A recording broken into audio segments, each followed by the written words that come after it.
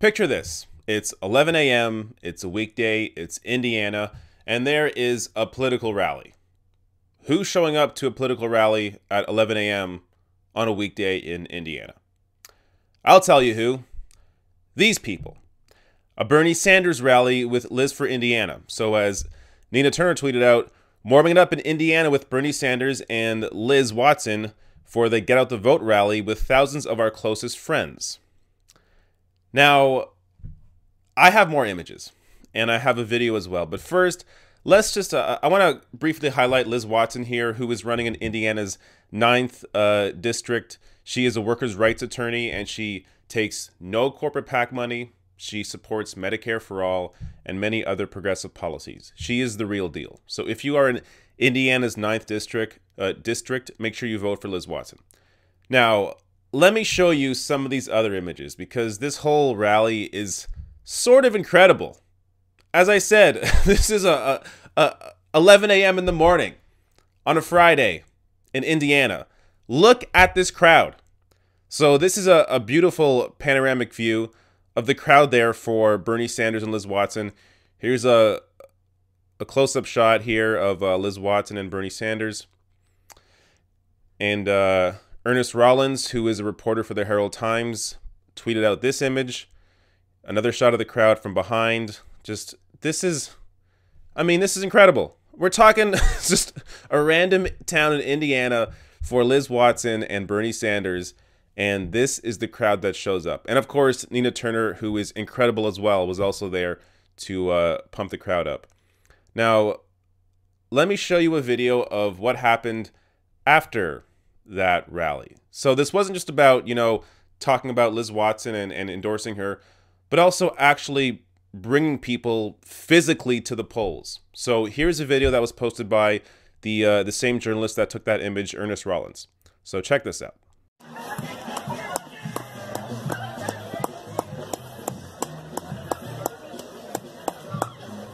Hey kids, hold your heart and vote for Liz. Hold your nose and vote for Donald. Hold your heart and vote for Liz. Hold your nose and vote for Donald. Woo! Bernie!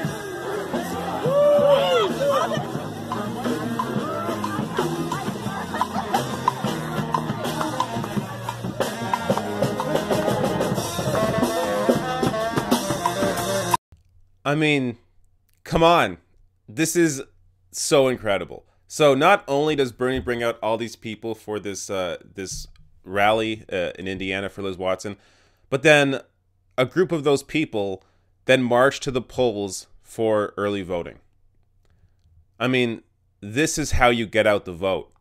All you got to do is make sure you have a platform strong enough that Bernie Sanders is willing to come out and help you bring people physically to the polls.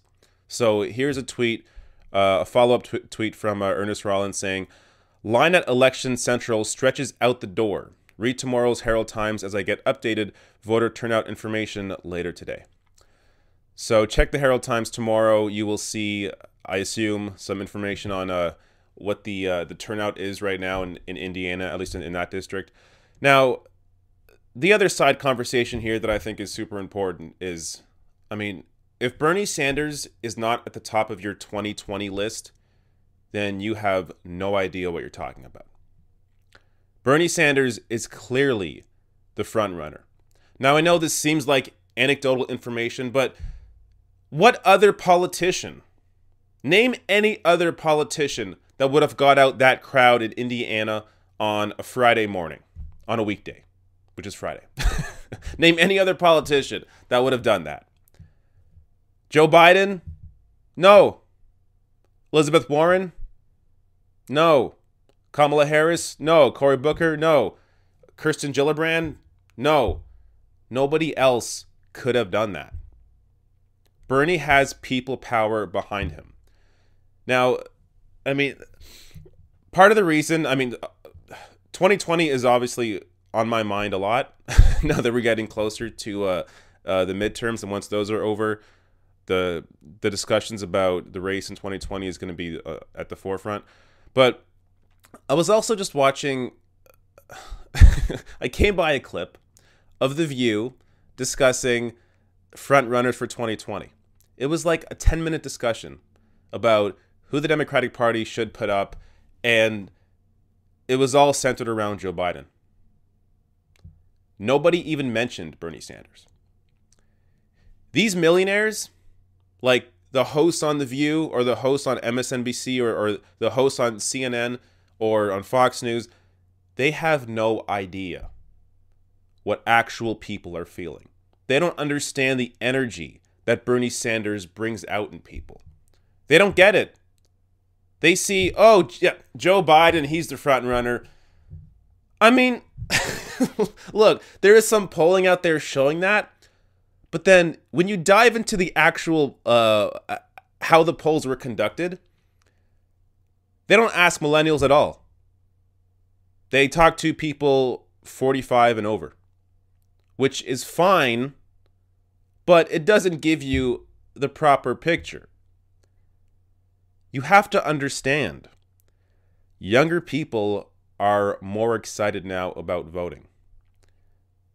In the midterms, we're going to see how much of how powerful this Trump administration and these progressive candidates have really brought people out to come and vote. Because we're going to see in an election where there is no presidential election, we're going to see if these midterms bring out a big enough number to then carry on to an even bigger number in 2020. So midterm turnout is always a lot lower, especially for Democrats in the midterms than it is in the general election. But if we have high numbers in the midterms, watch out. The numbers will be insane in 2020, especially if Donald Trump is still in the White House and wreaking havoc. I mean, and if Trump is gone and it's, say, Mike Pence, I mean, the Republicans are going to have no turnout. Who's excited about Mike Pence? Donald Trump, I at least understand in a way because he excites the Republican base. But Mike Pence excites no one. It will be just complete destruction. But, I mean, apart from that, just looking at the potential primaries for 2020 for the Democratic Party, who do you have? You have on the establishment side, Joe Biden, Kamala Harris, Cory Booker, Kirsten Gillibrand, all splitting the vote. And then for progressives, you have Bernie Sanders and Elizabeth Warren, though I feel like Elizabeth Warren is not Bernie Sanders, but she is a much better choice than all the other 4 or 5 establishment candidates that I mentioned there. So there is this divide where if all these people run, the establishment vote will be divided between 4 or 5 or more candidates. Whereas the progressive vote, which is these sorts of crowds you're seeing here, are going to be divided between, at most, 2 candidates. And I have a feeling that Elizabeth Warren and Bernie Sanders don't really want to split that vote. And they'll decide at some point who will continue and who will bow out. So, look, seeing this crowd here in Indiana just got me excited. It got me excited to see the potential. When you have a crowd like this before a midterm, not even for a general election, before a midterm, a crowd like this on a morning, on a weekday in Indiana for a progressive politician. Look, that shows you something. So all I'm saying is don't lose hope for the future. Be excited because people are energized.